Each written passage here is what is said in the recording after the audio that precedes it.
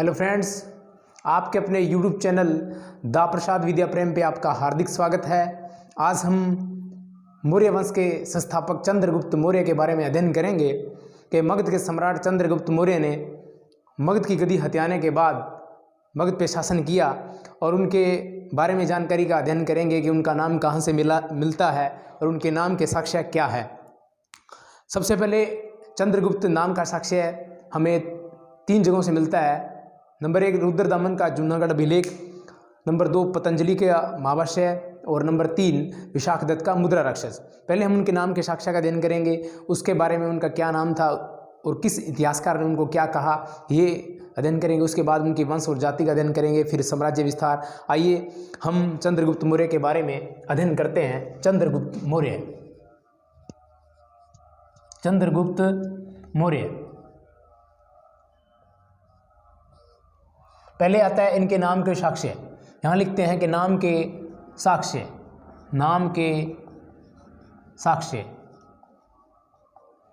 Number 1 Rudradaman का Junagadh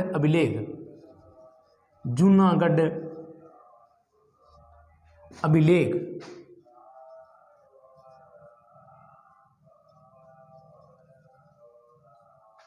number 2 Patanjali का महाभाष्य।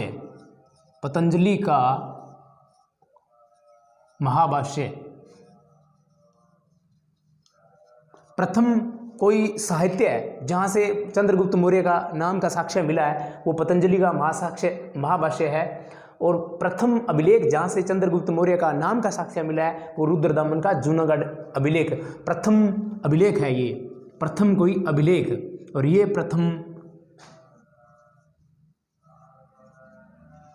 है प्रथम साहित्य।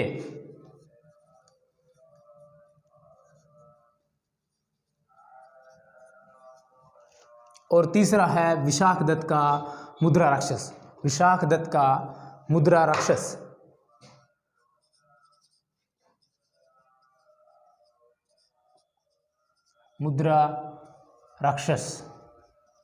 यहाँ मुद्रा राक्षस पे लिखी गई 10वीं सदी की लिखी गई ढूंढीराज द्वारा लिखी गई टीका।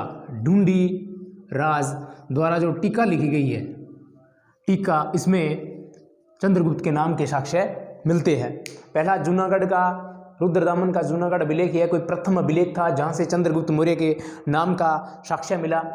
इसके बाद पतंजलि का महाभाष्य, यह प्रथम साहित्य था जहाँ से चंद्रगुप्त मौर्य का नाम का उल्लेख मिलता है। उसके बाद विशाखदत्त का मुद्रा राक्षस, ये मुद्रा राक्षस ग्रंथ है जिस पे 10वीं सदी में ढूंढीराज ने एक टीका लिखी, इसमें भी इसके नाम का उल्लेख मिलता है। मुद्रा राक्षस में लिखा गया है कि चंद्रगुप्त मौर्य ने अपने गुरु चाणक्य की सहायता से मगध की गद्दी हत्या ली, घनानंद को पदस्थ करके मगध की गद्दी हत्या ली। इसके बाद इनके नाम क्या थे, अब देखो लिखेंगे हम सेंड्रोकोटस,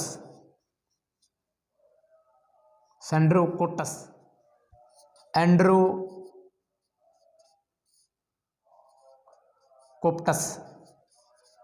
इसके बाद लिखेंगे 1 नाम, 2 नंबर और 3 नंबर, सेंड्रोकोप्टस।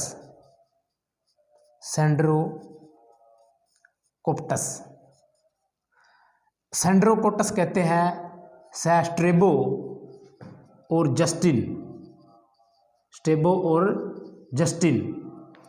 एंड्रोकोप्टस कहते हैं प्लूटार्क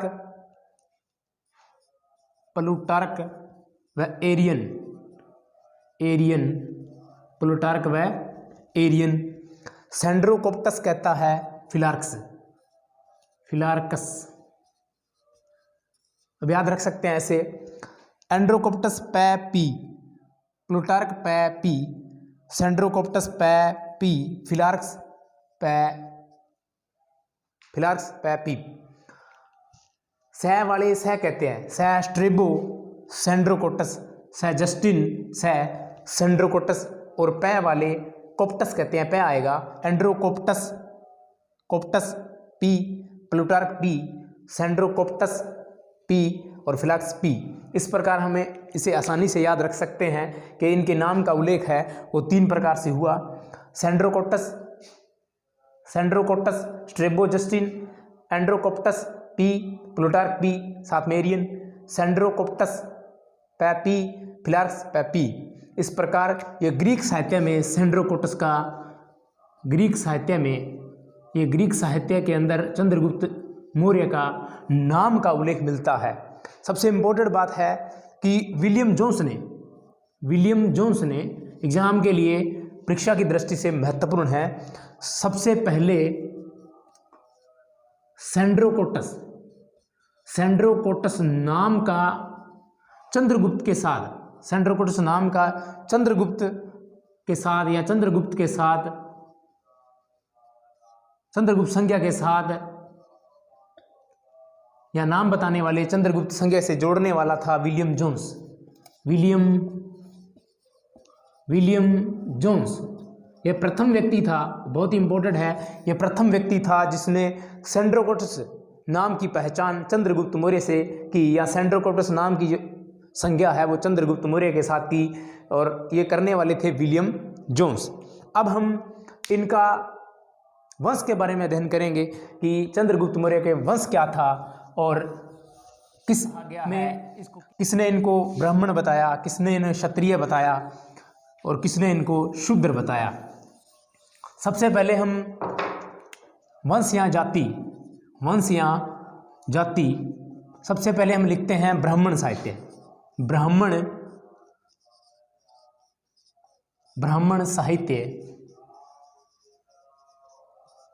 ब्राह्मण साहित्य के अंदर इन्हें शूद्र बताया गया है। ब्राह्मण साहित्य के अंदर या पुराणों में कह लो, ब्राह्मण साहित्य या पुराण में इनको शूद्र बताया गया है कि चंद्रगुप्त मौर्य शूद्र था। इसके बाद जैन व बौद्ध साहित्य इन्हें क्षत्रिय बताते हैं, कहते हैं कि चंद्रगुप्त मौर्य क्षत्रिय था। जैन व बौद्ध साहित्य ने क्षत्रिय बताते हैं। इसके बाद मुद्रा राक्षस, विशाख दत्त की मुद्रा राक्षस ये साहित्य है, इसके अंदर इसे निम्न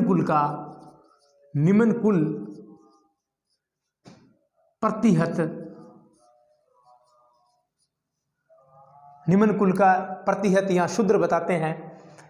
और इसी पर लिखी गई टीका ढूंढीराज भी इन्हें शूद्र बताते हैं। नंबर 4 राजपूताना गजेटियर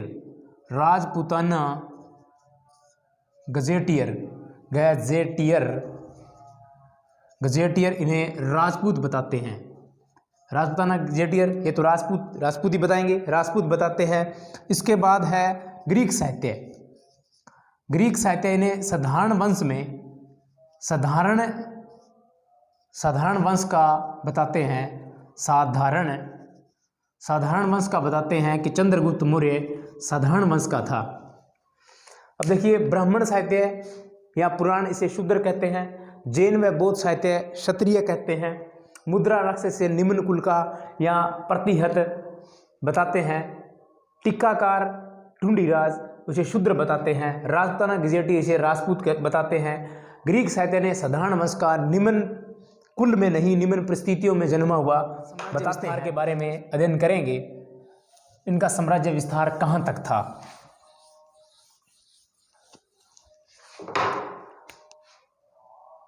चंद्रगुप्त मौर्य ने सर्वप्रथम मगध पे आक्रमण किया, लेकिन उसे सफलता नहीं मिली। फिर चंद्रगुप्त मौर्य एक चाणक्य के साथ किसी बुजुर्ग महिला की झोंपड़ी में ठहरा, तो उससे उन्होंने बात की, तो उस महिला ने उसको राय दी कि सबसे पहले केंद्र पर अटैक न करने से पहले उनके छोटे छोटे राज्यों पर अटैक करना चाहिए। इसलिए चंद्रगुप्त ने सर्वप्रथम पंजाब पे अधिकार किया था। जब उन्होंने गद्दी हथियार ली थी मगध की गद्दी हथियार ली थी, उसके बाद उन्होंने साम्राज्य विस्तार करना प्रारंभ किया। इसी दौरान चंद्रगुप्त मौर्य को घनानंद की बेटी से, जो मगध के राजा घनानंद थे, जिसको अपदस्थ करके चंद्रगुप्त मौर्य मगध का सम्राट बना था, उस समय चंद्रगुप्त मौर्य को घनानंद की पुत्री से प्रेम होने लगता है। तो चंद्रगुप्त मौर्य अपने गुरु चाणक्य से पूछते हैं, कहते हैं कि मुझे घनानंद की पुत्री से प्यार हो रहा है, क्या प्यार करना गलत है? तो चाणक्य ने कहा कि प्यार करना तो गलत नहीं है, बट इस परिस्थिति में घनानंद की पुत्री से प्यार करना आपके लिए खतरनाक साबित हो सकता है। आपको भारत विजय की ओर ध्यान केंद्रित करना चाहिए। और इसी के दौरान अब हम करेंगे साम्राज्य विस्तार कि चंद्रगुप्त मौर्य का साम्राज्य विस्तार कहाँ तक था। हमने इधर बनाया, उत्तर के अंदर इसकी सीमा ईरान तक थी, ईरान सीमा को छूती थी। उत्तर में इनकी सीमा ईरान सीमा तक छूती थी। दक्षिण में मैसूर कर्नाटक तक इसकी सीमा थी, मैसूर कर्नाटक तक थी। और पूर्व में मगध, पश्चिम में सौराष्ट्र तक थी, सौराष्ट्र तक थी। उत्तर की तरफ ये बढ़ रहे थे, उत्तर की तरफ यानी कि हिमालय की तरफ बढ़ रहे थे, हिमालय से पार। तो एक हिमालय के शासक प्रांतक ने इनका, प्रांतक एक राजा का नाम है, इन्होंने प्रारंभिक राज्य विस्तार में चंद्रगुप्त मौर्य की सहायता की थी। प्रांतक ने, हिमालय के राजा थे, उन्होंने सहायता की थी, प्रारंभिक राज्य विस्तार में चंद्रगुप्त मौर्य की सहायता की थी। दक्षिण विजय, उन्होंने मैसूर कर्नाटक में दक्षिण विजय की थी। और दक्षिण विजय का उल्लेख है वो दो अहनानूर व मुरनानूर, ये तमिल ग्रंथ है, दक्षिण के तमिल ग्रंथ है, इनसे हमें जानकारी मिलती है कि मैसूर कर्नाटक में चंद्रगुप्त मौर्य ने भारत दक्षिण विजय प्राप्त की थी। इसके बाद एक तमिल कवि हुए थे मामूल बातें नहीं करता है, बड़ी बड़ी बातें करता है। मामूली बातें नहीं करता, बड़ी बात करता है। और बड़ी बात में वो कहता है कि चंद्रगुप्त मौर्य ने दक्षिण विजय की, यानी मैसूर तक उन्होंने राज्य विस्तार किया। अब उत्तर में ईरान सीमा को, उसकी सीमा, राज्य विस्तार सीमा उसकी ईरान तक लगती थी। दक्षिण में मैसूर कर्नाटक तक, पूर्व में मगध और पश्चिम में सौराष्ट्र तक उसका राज्य विस्तार था। यानी कि लगभग संपूर्ण एक विशाल भारत पर वो राज कर रहे थे। अब हम चंद्रगुप्त मौर्य के बारे में वो बातें अध्ययन करेंगे कि जो इतिहासकारों ने इनके बारे में क्या क्या बातें की। चंद्रगुप्त मौर्य के बारे में अब हम यहां लिखते हैं जस्टिन, एक लिखते हैं प्लूटार्क। ध्यान देने वाली बातें हैं। सबसे पहले जस्टिन ने चंद्रगुप्त की सेना को डाकुओं का गिरोह कहा, डाकुओं का गिरोह कहा। जस्टिन कहता है कि चंद्रगुप्त मौर्य की सेना डाकुओं का गिरोह थी। इन दोनों ने कहा कि चंद्रगुप्त मौर्य ने, हम इसको शॉर्ट में लिख लेते हैं सीजी मौर्य, चंद्रगुप्त मौर्य यानी सीजी मौर्य। प्लूटार्क व जस्टिन कहते हैं कि सीजी मौर्य ने 6 लाख की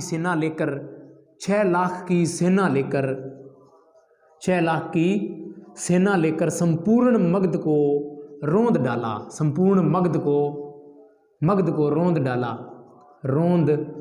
डाला। ये बात जस्टिन व प्लूटार्क कहते हैं। और जस्टिन और प्लूटार्क एक इंपॉर्टेंट बात कहते हैं कि सीजी मौर्य यानी कि चंद्रगुप्त मौर्य की सिकंदर से भेंट हुई थी। हालांकि ऐसा कुछ नहीं था, लेकिन ये बात इनके साहित्य में मिलती है। जस्टिन और प्लूटार्क कहते हैं कि सीजी मौर्य और सिकंदर महान की मुलाकात हुई थी। इसके बारे में चाणक्य ने एक जानकारी दी है। चंद्रगुप्त मौर्य यानी कि सीजी मौर्य को जम्बूद्वीप का शासक बताया है। जम्बूद्वीप यानी कि भारत है। भारत का प्राचीन नाम जम्बूद्वीप यानी कि जामुन के वृक्ष ज़्यादा थे, इसलिए जम्बूद्वीप, चंद्रगुप्त मौर्य ने जम्बूद्वीप भारत का शासक बताया, जम्बूद्वीप का शासक बताया। और इस बात की जानकारी हमें बौद्ध ग्रंथ महावंश से मिलती है। महावंश में कहा गया है कि चंद्रगुप्त मौर्य को चाणक्य ने जम्बूद्वीप का शासक बताया है, जम्बूद्वीप का शासक कहा है, मिलती है। अब इसके बाद एक विसेंट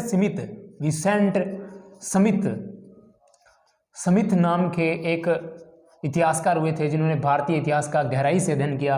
उन्होंने कहा कि चंद्रगुप्त मौर्य की जो हिमालय से उत्तरी पूर्वी जो सीमा है, वो इस उत्तरी पूर्वी सीमा का चंद्रगुप्त मौर्य ने, सीजी मौर्य ने वैज्ञानिक सीमा निर्धारण की, वैज्ञानिक सीमा निर्धारित की जिसके लिए 17वीं 18वीं 19वीं सदी में अंग्रेज भी प्रयासरत